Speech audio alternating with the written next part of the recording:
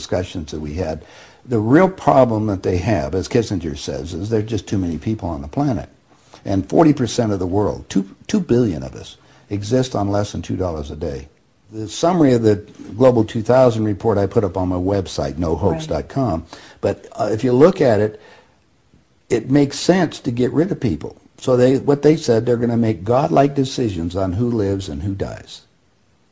Now, obviously, some of the meetings we sat on, we were planning on using neutron bombs on the major cities, because that contains most of what they call... You actually heard this? I sat in on the meetings. I was in the game big time. In fact, I was making such a mess, they decided rather than kill me, which they could, they just invited me into the inner group and asked me to be the finance chairman. And at that point, I probably would have been in, Secretary of the Treasury or something, whatever, making it right. I would volunteer to become a president of a company, and I'd go in and liquidate it. And we get rid of the expendable containers. That was my job. Expendable containers meaning human beings? That's right. Yeah, it's amazing. That's well, really that was inside terminology. Vernacular, wasn't it? Yeah. Oh, well, that's what we used at that time. I mean, it went from there to useless eaters today, so you're happy with it, you're a human resource. So, which, all you are is part of the commodity, even in the business sense. You look at it, you have a cost. Labor, what is labor? Yeah. Human resource. Right. When you're going to put together some kind of product. Well, the inside of the game, when we started to use neutron bombs, today they figure that biologicals are much cheaper. Mm-hmm. They're still planning on, the plan is to get a war started in the Middle East.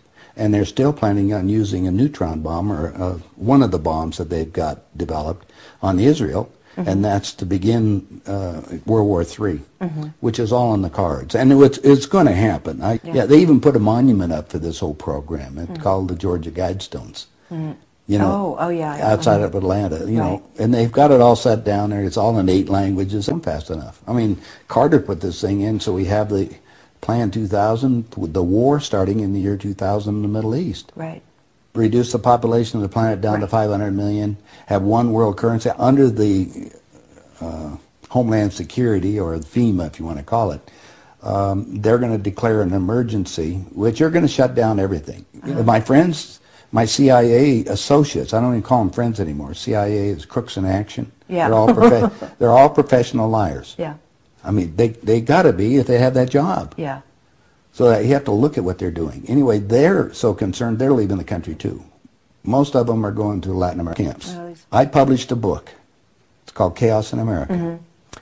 In it, I was asked to build an enemy prisoner of war camp. I put the contract in this book.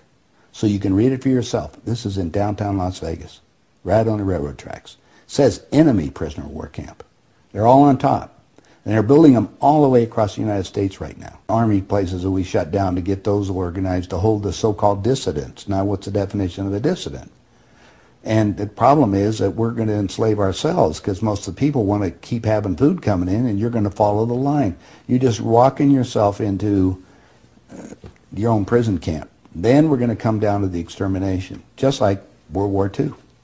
Well, Phil and I have lectured together. I know Phil Snyder. He's dead now. Yeah, I know he's dead. And so what about what he was saying about the number of bases at that time? I think it was 129 bases before he died. Underground had already been built. Is that all for the elite? Yeah.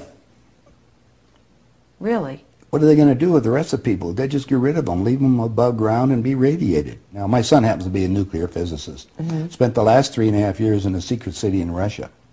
They're about 12 years ahead of us. They have 22,000 nuclear warheads. And of course, we're the target.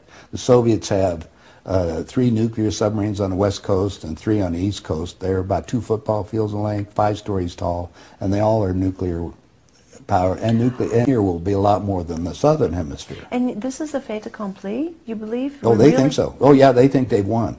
That's the reason why they don't bother about me talking about it. They don't care whether you know or not. What are you going to do about it? And you have no idea. Yeah.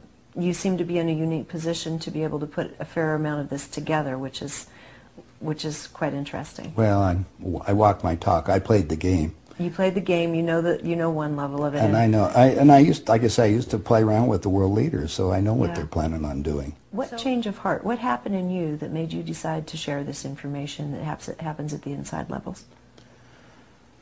Well, it come back to a moral situation that happened to me, I think. When I flew to Aspen, I brought my 2 daughters up there so they could go, go skiing. And when I was invited to this meeting. When I walked into the room, the world leaders were there. That's when they asked me to be the finance chairman. As they said, we'd like you to be the finance chairman for the next president of the United States. And the first thing I asked is, why me? And they said, well, we owe you a favor. Remember I told you I volunteered to be president of the companies as I went down? And then you liquidate, yeah. I didn't charge them anything for it. It was just a game. I see. And anyway, that's what they said. So I thought you'd be good on the team, yeah. Yeah, I'd be a team player. I just did it because it was, another one of these things. So next thing I asked them, I said, well, wait a minute, I just started this $100 million project. And they said, don't worry about it, we'll put it on ice. And I said, okay, who with? And I said, well, you can do that. Then I said the next thing was, who is going to be the next president? Now, this is 2 years before he became president. Right. They said Jimmy Carter, and I said, Jimmy who? And they said, well, he's the Democratic governor of Georgia. And I said, I've been voting Republican. And Paul Volcker said, son, don't worry about it, we control them both. Yeah. And I said, well, I got the next question is, what does a finance chairman do? Yeah. I haven't been doing that. I've been playing all this other stuff. They said, well, you sit down with Ted. And so I sat over with Ted Kennedy. He's sitting right next to me. And Ted and I are, he's just joking. He says, George, you're going to love this job. You're really good with money. We're going to send you out to all the state Democratic functions to raise money for the National Democratic Party. And he said, you're going to meet some real foxy ladies. And just then, my daughter walked in. Ted looked at her and he says, wow, I want to go to bed with that. I says, no, you don't, Ted. That's my daughter, and she's 14. And his response to me was, I don't care. I was livid. I really didn't know what to do. So it was that moment Well, of wait a that minute. personal insult. That was part of it. Yeah. I got up and I walked across the room. Yeah. I then talked to Pierre Trudeau and his wife, who was the Prime Minister of Canada at that time. And I'm sitting in front of them was a little half cigar box full of white powder. And then I'm looking around the rest of the room. I said, my God, something hit me at that point. If the world leaders have to resort to this, I don't think I want to be part of this thing at that level. And then I found out a little bit more about the details of the Plan 2000, of the annihilation of the entire planet. I said, I got to stop these people. There's something there. I mean, it's just, they got to be stopped. Nuclear has a problem because nuclear is the only thing, nuclear energy, if it goes off, will destroy the soul energy. Real problem. It disrupts it. The extraterrestrials are monitoring all that. It's not a question of what's going on because there's a thing called free will. If we're crazy enough to kill ourselves, that's all right. They're prepared to encapsulate the planet and make another sun out of it. There's groups of extraterrestrials that are considering us, that they engineered us in the first place. I've been traveling around some places like in Ecuador where the Anunnaki and stuff have things where they were originally involved. You can read about it in Genesis, where they were engineering people. We're engineered. We're all extraterrestrial. And when you leave this, what I call rent-a-wreck, this body, you become an extraterrestrial, right? This soul continues the journey whether it's here or not. And there's no such thing as death, only with that one exception that the ETs told me. If we get hit by a nuclear, there's a possibility. So what you have to do every day when you do the little prayer, and I hope you all do, I'm a human becoming, help me become, ask for protection and guidance daily. I don't care where you live.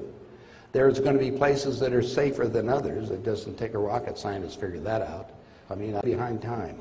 The Plan 2000, just so you know, calls for war to get started in the Middle East in the year 2000. Now, they've been trying to do it, haven't they? How much bombings do you have to put up with? Israel was set up in 48 specific. Guess who supplies Iran with all the nuclear technology? Russia. Down there. You know what our government's planning on doing? Burning radiation. Does that make any sense to you? We've already tried this experiment, right? It's all microwaves. You people don't realize when you put a cell phone up to yourself, you're microwaving yourself. And it's all done by the microwave towers we're aiming at the ground. They don't go up in the air anyway. It's all line of sight. People don't realize that. If you have a cell phone, I have one, but I don't use it as a speaker phone, so it's held away from me.